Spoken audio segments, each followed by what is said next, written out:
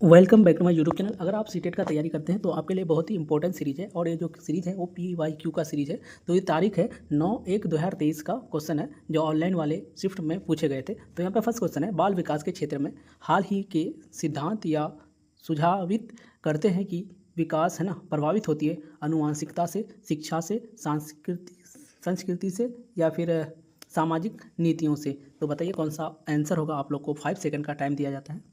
तो इसका जो आंसर देखा जाएगा तो ऑप्शन नंबर ए जो है वहाँ पे आनुवांशिकता से, ये वाला बात सही है। उसके शिक्षा से, ये भी सही है। संस्कृति से, ये भी सही है। सामाजिक नीतियों से, जब तीनों मतलब चारों सही है तो क्या हो जाएगा, डी नंबर हो जाएगा। ऑप्शन नंबर यहाँ पे डी हो जाएगा। उसके बाद नेक्स्ट क्वेश्चन है, क्वेश्चन नंबर यहाँ पे क्या है 2। बच्चों का विकास किस प्रकार से होता है। तो बच्चों का विकास जो होता है वो किस प्रकार से होंगे। तो ऑप्शन नंबर ए है, व्यवस्थित रूप से होता है परंतु स्वाभाविक रूप से व्यक्तित होता है। तो बताइए। दूसरा क्वेश्चन है, व्यवस्थित रूप में किसी विशिष्ट पल में अचानक से उभर जाता है। तो अचानक से नहीं उभरता है। तो ऑप्शन नंबर जो यहाँ पे बी है वो तो होगा नहीं। उसका दूसरा है, पूरे विश्व में सभी बच्चों में एक समान दर से होता है। एक समान थोड़ी है। उसके बाद केवल विद्यालयकरण के परिणाम से होता है। तो ये भी गलत है। तो इसका जो आंसर होगा ऑप्शन नंबर यहाँ पे ए हो जाएगा। उसके बाद नेक्स्ट क्वेश्चन है, क्वेश्चन नंबर यहाँ पे 3 हो जाएगा। छोटे बच्चों में सामाजिकरण का डैश है ना प्राथमिक कारण है। तो डैश प्राथमिक कारण कौन होगा, परिवार होगा। तो ऑप्शन नंबर ए जो है ना यहाँ पे परिवार हो जाएगा। परिवार और किसी में दिया है नहीं दिया, तो ऑप्शन नंबर ए हो जाएगा। तो देखिए प्राथमिक स्तर जो होता है वो परिवार होता है और द्वितीय जो हो जाएगा पुस्तकालय हो जाएगा। उसके बाद नेक्स्ट क्वेश्चन है, क्वेश्चन नंबर 4 है, जीन पियाजे के संज्ञानात्मक विकास के सिद्धांत के अनुसार अधिकांश बच्चे किस अवस्था में बीते हुए समय, वर्तमान, भविष्य के बारे में स्पष्ट रूप से समझ बना लेते हैं। तो बताइए कौन सा हो जाएगा। तो ऑप्शन नंबर ए है सेंसरी मोटर, यानी इसको संवेदी या फिर संवेदी गत्यात्मक संवेदी उसको बोल सकते हो।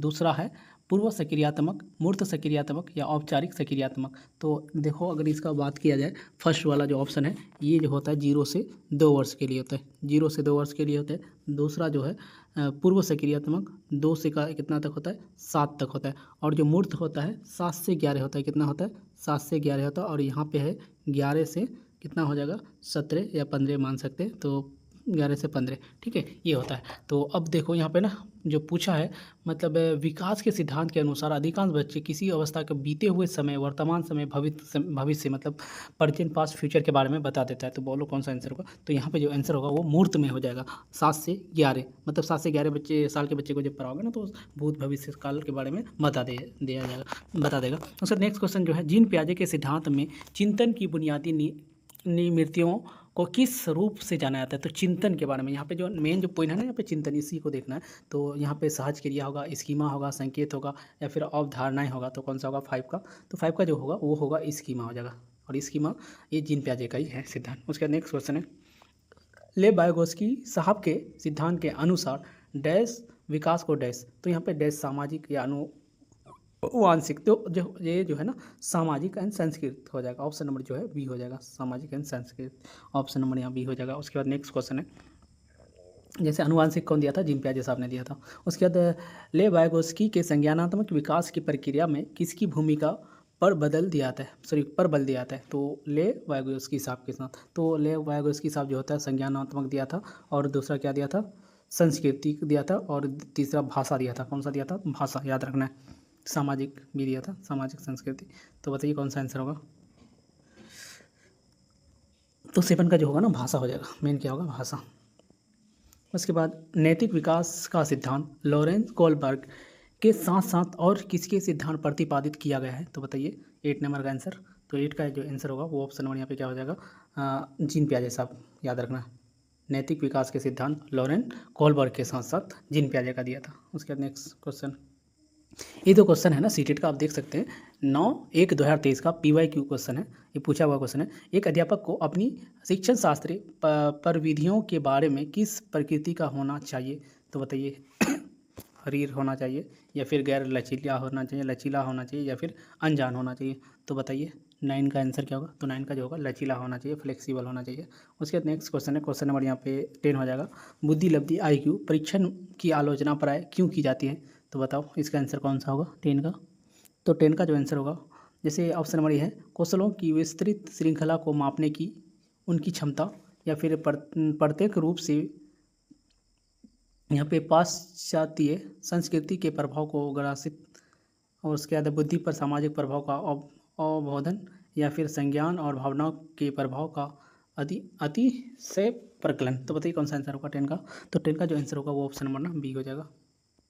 उसके बाद नेक्स्ट क्वेश्चन है अभिकथन और तर्क वाला। देखिए यहाँ पे जैसे अभिकथन दिया है, तो जब कोई विद्यार्थी किसी दिए गए प्रश्न का हल है ना, प्रश्न का हल ढूंढने की प्रक्रिया में सूझ रहा है तो अध्यापक को उसे अपने विचार मौखिक तौर पर अभिव्यक्त करने के लिए प्रोत्साहित करना चाहिए। ऑप्शन नंबर जो ए दिया है अभिकथन वो सही है।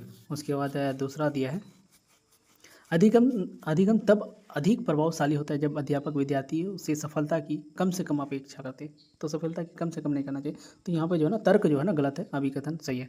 मतलब अभिकथन सही है तो कौन सा होगा ये सही है लेकिन आर गलत है, तो ऑप्शन नंबर यहाँ पे सी हो जाएगा। जेंडर निर्मित है जबकि लिंग निर्मित है। तो जेंडर कौन सा होगा, जेंडर सामाजिक होगा या फिर जैविक होगा, सामाजिक नैतिक सामाजिक वो उसका नैतिक सामाजिक बताइए कौन सा होगा 12 का। तो 12 का आंसर जो होगा वो हो जाएगा जेंडर जो होता है ना वो सामाजिक होता है और जो लिंग होता है वो जैविक होता है। ऑप्शन नंबर यहाँ पे ये हो जाएगा। उसके बाद नेक्स्ट क्वेश्चन है एक अध्यापक को सभी के लिए अधिगम सहज सुगम बनाने के लिए अधिगम प्राथमिकताओं में व्यक्तित्व भिन्नताओं के प्रति क्या करना चाहिए, उन्हें महत्वपूर्ण मानना चाहिए, उनको अनदेखा कर देना चाहिए। यहाँ पे अनदेखा नेगेटिव वर्ड है, उन्हें मिटा देना चाहिए, ये भी गलत है, दमन कर देना चाहिए। तो इसका जो आंसर होगा वो ऑप्शन नंबर ए हो जाएगा 13 का। उसके बाद नेक्स्ट क्वेश्चन है आकलन का मुख्य उद्देश्य क्या होना चाहिए। आकलन जो एग्जाम ले आता है तो विद्यार्थियों के अंगों की व्यापकता का पता लगाना या फिर अंकों का कोई पता नहीं लगाया जाता है इसमें, याद रखना है 14 का। उसके नेक्स्ट ऑप्शन दिया है विद्यार्थियों की सीखने की प्रगति के प्रति समझ बनाना। तो उसके बाद जो है ना सफल असफल विद्यार्थी की पहचान करना, तो ये भी नहीं होगा, ग्रेड देना मानना गलत है, तो ऑप्शन नंबर पे बी हो जाएगा। उसके बाद नेक्स्ट क्वेश्चन है निम्नलिखित में से कौन सा प्रविधि विद्यार्थियों में समालोचनात्मक चिंतन को प्रोत्साहित कर सकती है। तो प्रश्न का तुरंत उत्तर देने के लिए कहना, ऑप्शन नंबर ए है। उसके बाद ऑप्शन नंबर बी है विद्यार्थियों को विमर्श हेतु समय देना, और ऑप्शन नंबर सी है विद्यार्थी से बंद अंत वाले प्रश्न पूछना। तो इसका जो आंसर होगा विद्यार्थी को विमर्श हेतु समय देना, ऑप्शन नंबर यहाँ पे बी हो जाएगा। उसके बाद यहाँ पे क्वेश्चन नंबर 16 है सुविधा वंचित समूह से संबंध रखने वाले विद्यार्थियों के समावेशन में निम्नलिखित में से किसके द्वारा अवरोध उत्पन्न होता है। तो रूढ़िबद्ध और स्थापित धारणाएं या फिर बल केंद्रित उपागम, रचनात्मक आकलन या फिर व्यक्तित्व भिन्नताओं का ध्यान रखना। बताइए कौन सा आंसर होगा 16 का। तो 16 का जो आंसर होगा वो ऑप्शन नंबर यहाँ पे रूढ़िबद्ध और स्थापित धारणा हो जाएगा। अब यहाँ से क्वेश्चन का थोड़ा सा रेबिट फायर की तरह चलेगा। जैसे पठन वैकल्य प्रत्येक रूप से किस कौशल में चुनौती का कारण बनता है। तो बताइए पठन वाला दिया है तो स्केच बनाना, वाचन, देखना, सुनना। सुनने में भी तो होगा नहीं, तो यहाँ पे जो है ना देखने में भी नहीं होगा, स्केच बनाने में नहीं होगा, तो यहाँ पे वाचन हो जाएगा। 17 का ऑप्शन नंबर यहाँ पे बी हो जाएगा। पठन वैकल्प प्रत्येक रूप से किस कौशल में चुनौतियों का कारण है। पठन वैकल्प पढ़ने में स्केच बनाना।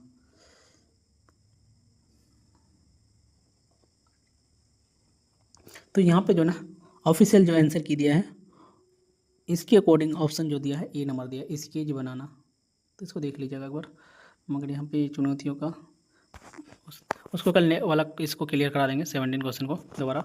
दृष्टिबाधित मतलब जो जिसको देखा नहीं जाता, दृष्टिबाधित विद्यार्थियों को सहजता के साथ शामिल करने के लिए अध्यापक को क्या करना चाहिए। जितनी अधिक संभव हो सके अधिक से अधिक सूचना श्याम पट पर लिखनी चाहिए। मतलब जितना उसको तो बच्चा को दिखाई देता नहीं है, और क्या करोगे श्याम पट मतलब ब्लैक बोर्ड पर लिखोगे, तो ये क्या बात सही होगा, ये गलत हो जाएगा 18 का। उसके बाद कक्षा में समर्थक उपकरणों का प्रयोग बाधित करना चाहिए। मतलब जो उभरा हुआ चीज़ होता है उसको बाधित कर देना चाहिए, ये भी गलत है। उसका लिखित सूचनाओं को मौखिक रूप से संप्रेषित करना चाहिए। तो यही होता है जो मतलब लिखा हुआ उसको अगर मौखिक बोल दोगे तो बच्चा सुन सकता है। उसके बाद नेक्स्ट क्वेश्चन है संलीनता विकार से जूझते विद्यार्थियों के प्रतिनिधिक पहचान विशेषता निम्नलिखित में क्या है। उच्च रूप से विकसित सामाजिक कौशल या फिर आवेगशीलता, अवरुद्ध संप्रेषण कौशल, औसत से ऊपर बुद्धि लब्धि स्तर। बताइए 19 का। तो 19 का जो आंसर होगा वो ऑप्शन नंबर यहाँ पे सी हो जाएगा, अवरुद्ध संप्रेषण कौशल, ऑप्शन नंबर यहाँ पे सी। उसके नेक्स्ट क्वेश्चन है बच्चों में प्रतिभाशीलता किस प्रकार है ना से परिलक्षित होती है। तो बुद्धि का निम्न स्तर, बोधगम्यता का स्तर उच्च स्तर, या फिर कार्यों का आसानी से छोड़ देना, या छोटे छोटे कार्यों को ध्यान केंद्रित करके कर पाने की अक्षमता, तो अक्षमता दे दिया 20 का, तो जो आंसर होगा इसका बी हो जाएगा। अगर यहाँ पे क्षमता देता तो हो जाता, मैं अक्षमता दिया तो यहाँ पे है ना बोधगम्यता का उच्च स्तर हो जाएगा।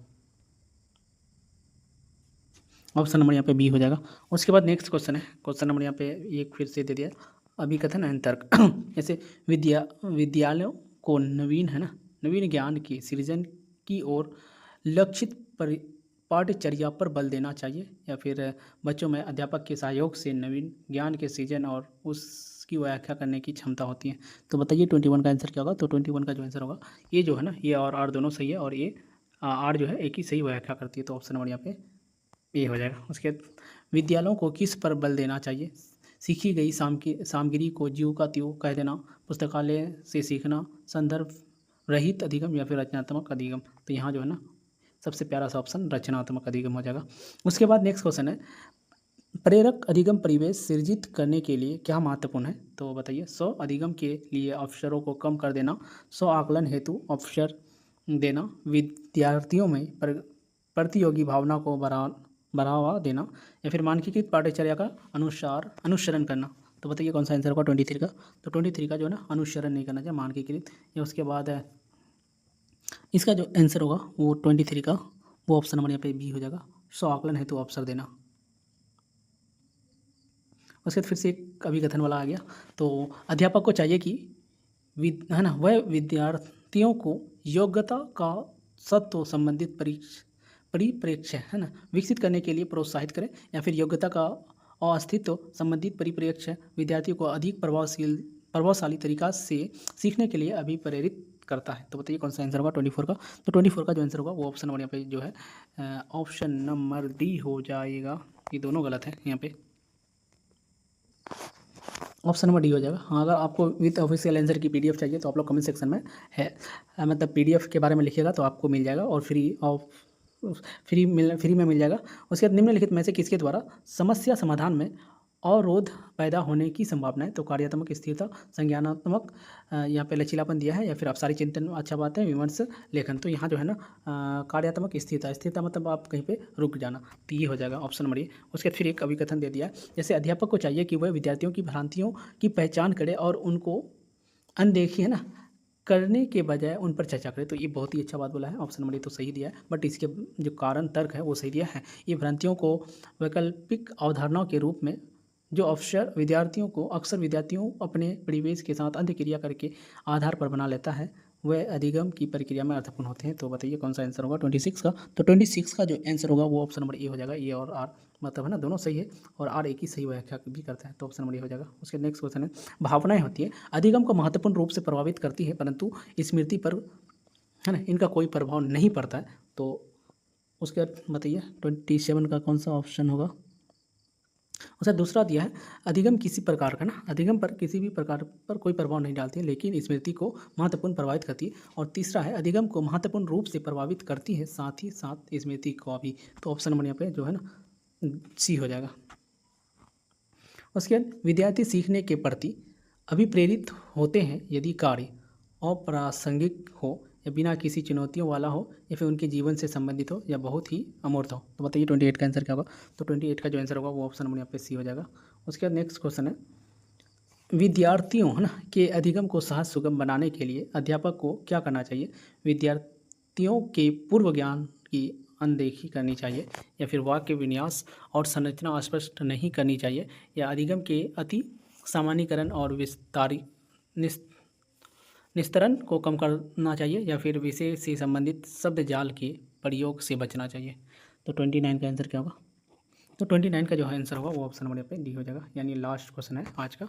उसके निम्न में से किसके द्वारा अधिगम में बाधा उत्पन्न होती है। तो बताइए किसके द्वारा बाधा उत्पन्न होती है। तो आप लोग इसको कमेंट सेक्शन में जरूर बताइएगा, इसका आंसर आप लोग के लिए HW है। तो अगर यहाँ तक वीडियो को देख लिए तो चैनल को क्या करना है, सब्सक्राइब एंड वीडियो को लाइक जरूर करना है। Thank you for watching my video, see you again next video. तो आज तीसरा लेक्चर कंप्लीट हो गया है।